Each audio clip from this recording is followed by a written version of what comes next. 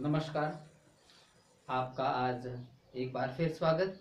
आज हम पढ़ेंगे राजनीति विज्ञान का एक टॉपिक, वो है शक्ति। शक्ति का मतलब होगा, राजनीति विज्ञान में शक्ति का एक महत्वपूर्ण स्थान है। राजनीति विज्ञान की जो मूल अवधारणा है वो शक्ति ही है।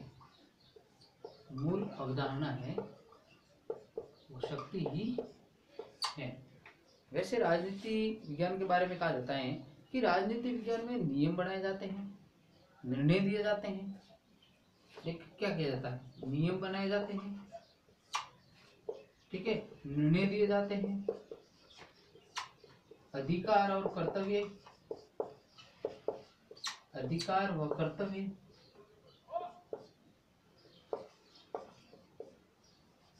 दिए जाते हैं। नियम और कानून बनाया जाता है, उस पर निर्णय दिया जाता है, वो जनता को आगे दिया जाता है। और किस आधार पर दिया जाता है? जिसकी शक्ति होगी वही ऐसा करेगा, है ना। और हम प्राचीन काल में राजनीति विज्ञान की बात करें, प्राचीन काल में जो शक्ति थी वो शक्ति किस आधार पर थी? जिसके पास ज्यादा सेना थी। क्या थी? जिसके पास सेना अधिक होगी उसके पास शक्ति अधिक होगी। पुराने में भी था, जिसके पास सेना अधिक है, अब वो सेना अधिक होती उसमें युद्ध होते थे, वो आसपास के सभी राज्यों को हड़प लेते थे, तो वो शक्तिशाली राज्य हुआ, है ना।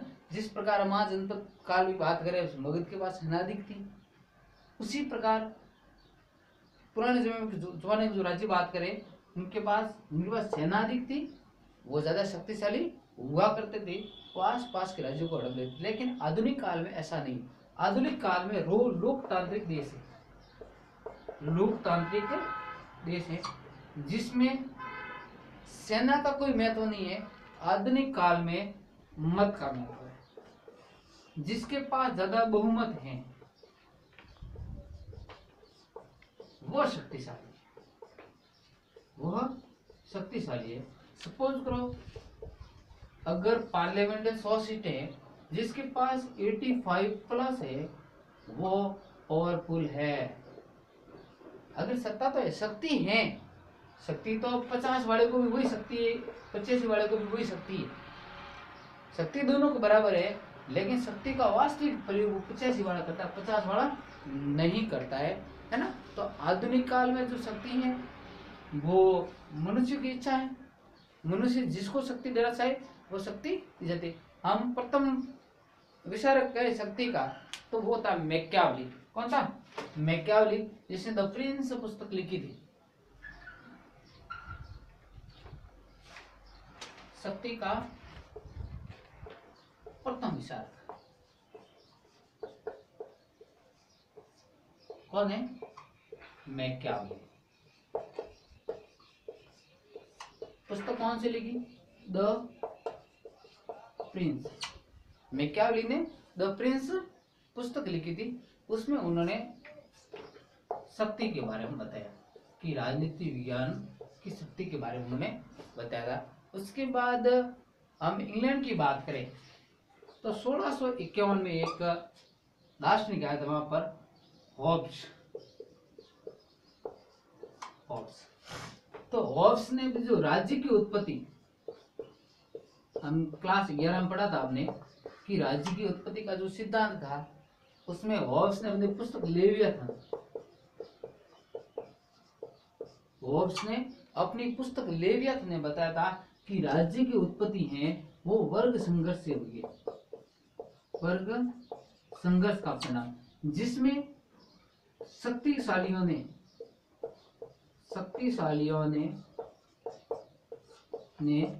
निर्बलों पर अधिकार किया है।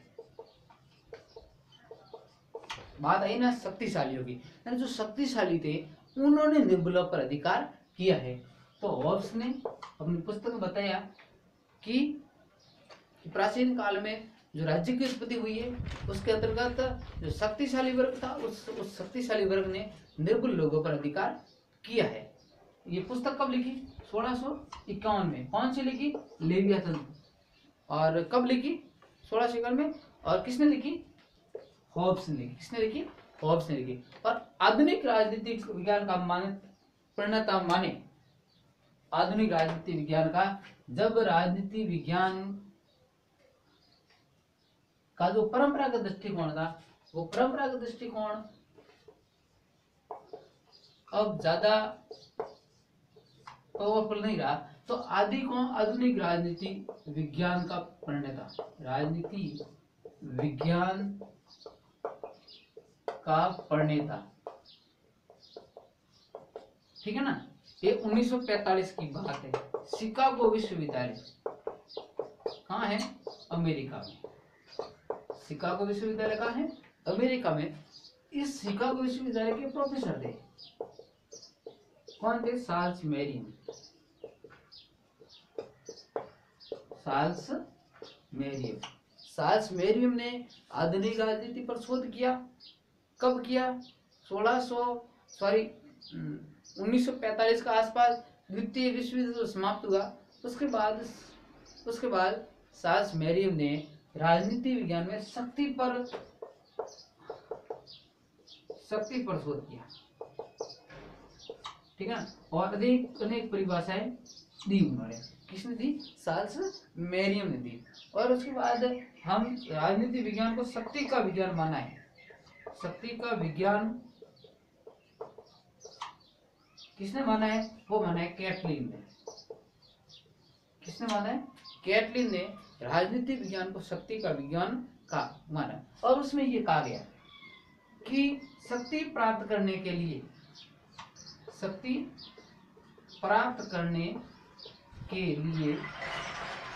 निरंतर संघर्ष की स्थिति बनती रहती है। निरंतर संघर्ष की स्थिति बनती है। जैसे अब चुनाव होते हैं, मैं लोकतांत्रिक देशों की बात कर रहा हूँ। चुनाव होते हैं और चुनाव में जो संघर्ष होता है, क्यों होता है? शक्ति प्राप्त करने के लिए। एक पीएम कुर्सी है, क्या है? शक्ति का प्रतीक है।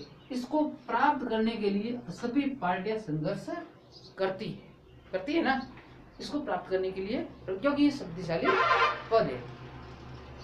उसके बाद लॉसवेल ने अपनी पुस्तक लिखी, कौन कब क्या कैसे, ठीक है ना। लॉसवेल ने अपनी पुस्तक लिखी थी, कौन कब क्या कैसे।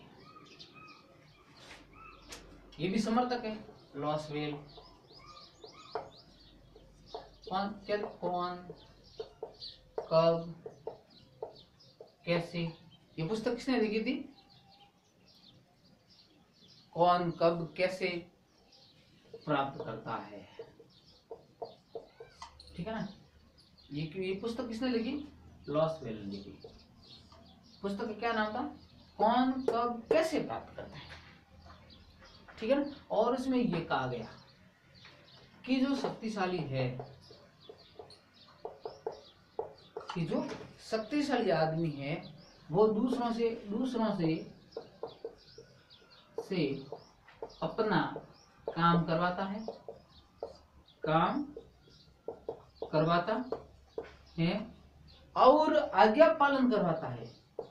और आज्ञा पालन करवाता है।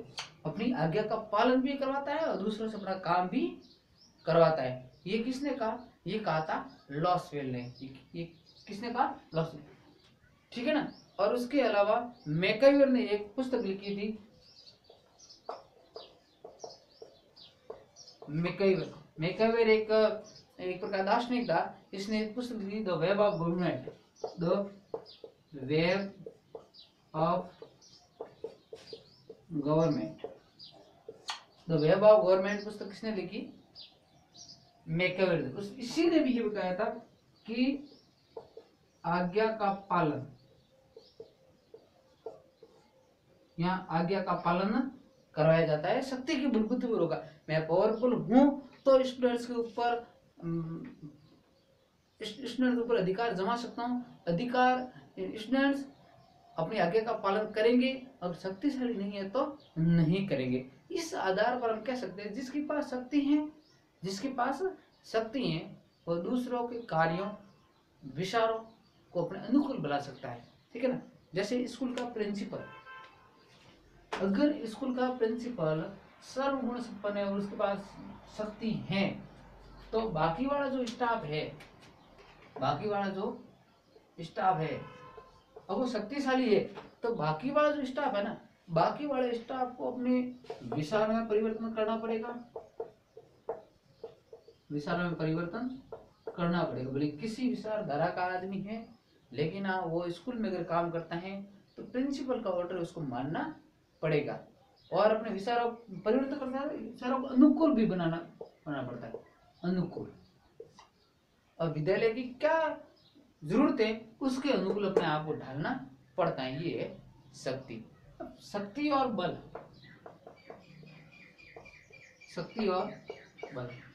वैसे नाम में समानता है, ठीक है ना, है समान, लेकिन इसको अगर गहराई से पढ़े तो ये असमान है, ठीक है ना। शक्ति है वो पावर है, उस पावर को यूज में लिया जाता है बल के आधार पर। मेरे पास पावर है कि मैं किसी स्टूडेंट्स को जो कि आगे का पालन नहीं करता है या क्लास में अनुशासन भंग करता है उसको बाहर निकाल सकता, ये मेरी शक्ति है। लेकिन जब मैं उस स्टूडेंट्स को क्लास से बाहर निकालूंगा वो मेरा बल होगा।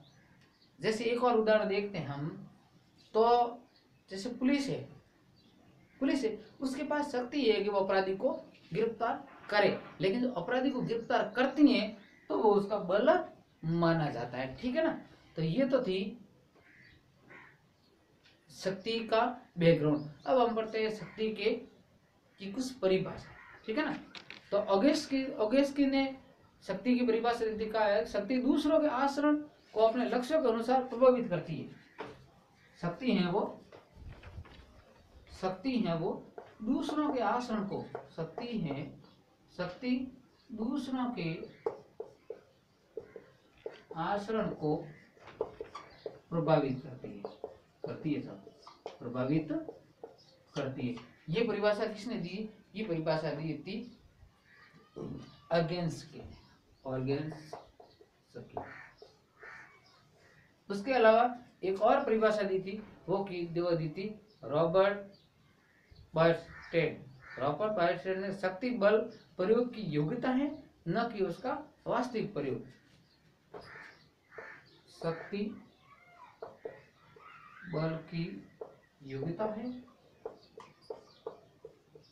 न कि उसका वास्तविक प्रयोग। ये परिभाषा किसने दी थी? ये परिभाषा दी थी रॉबर्ट,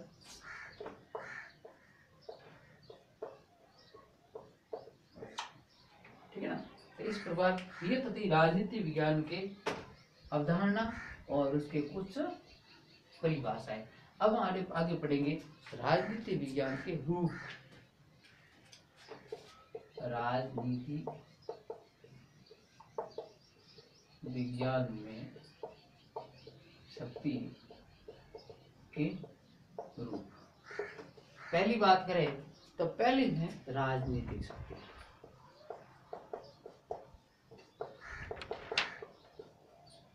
दूसरी है आर्थिक शक्ति और तीसरी है वैचारिक शक्ति।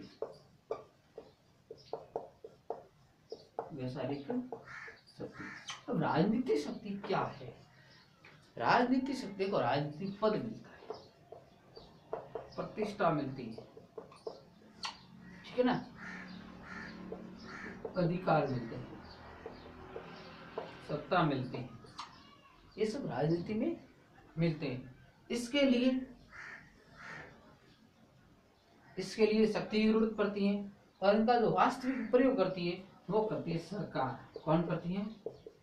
सरकार के तीनों अंग, पहला व्यवस्थापिका,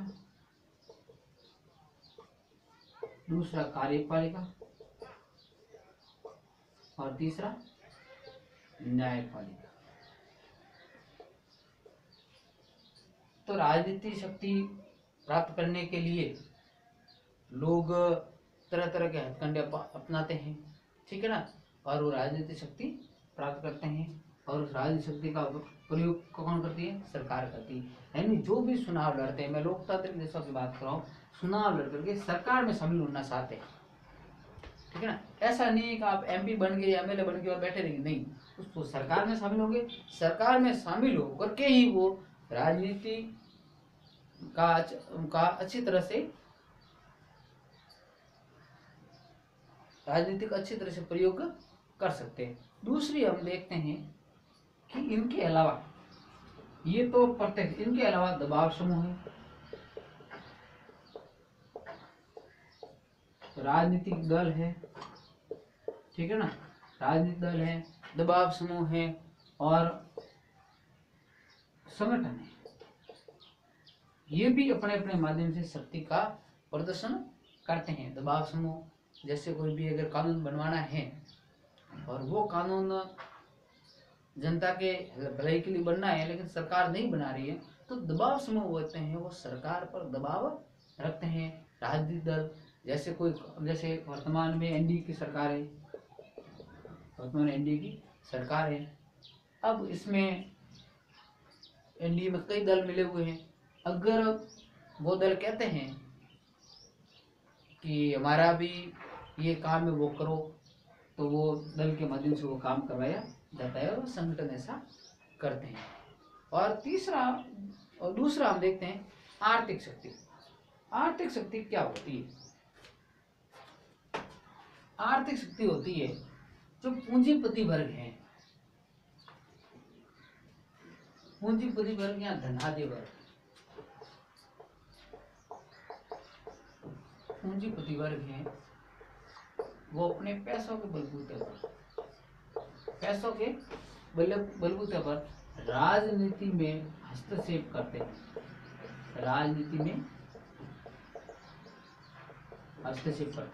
जिसके पास ज्यादा पैसा होगा वही टिकट लाएगा, जिसके पास पैसा होगा वही अपना काम करवाएगा, क्योंकि उत्पादन के जो साधन है, उन साधनों पर अधिकार किसका है? उन साधनों पर स्वामित्व है किसका है? पूंजीपति। जो आर्थिक रूप से सक्षम है वो अपने आर्थिक बलबूते पर सरकार के जो नियम बनते हैं उन नियमों में अपनी भागीदारी निभाते हैं। ये तो था आर्थिक क्षेत्र। और तीसरा है विचारात्मक क्षेत्र, यानी विचार। तीसरा है विचारात्मक क्षेत्र।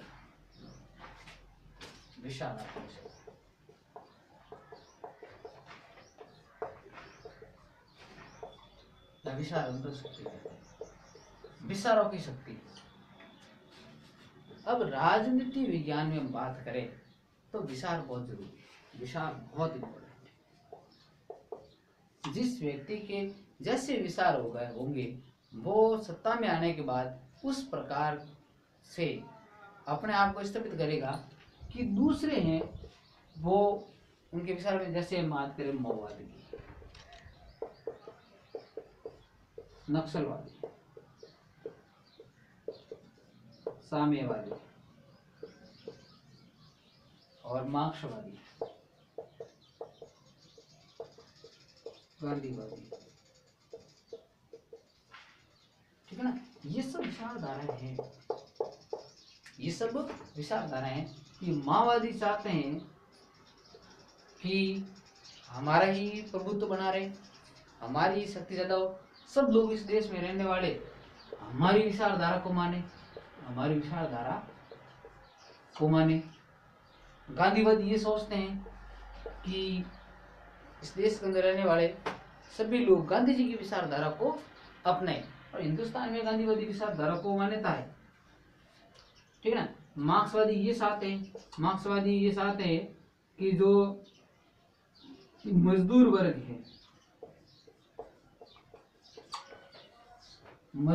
है वो बुर्जुआ वर्ग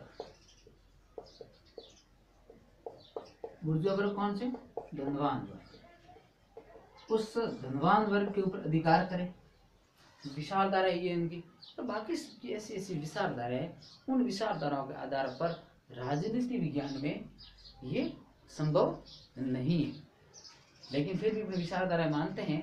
तो इस प्रकार आज अपना ये राजनीति विज्ञान का टॉपिक था, और कल हम इसके अगला वीडियो करेंगे। ठीक है ना, धन्यवाद।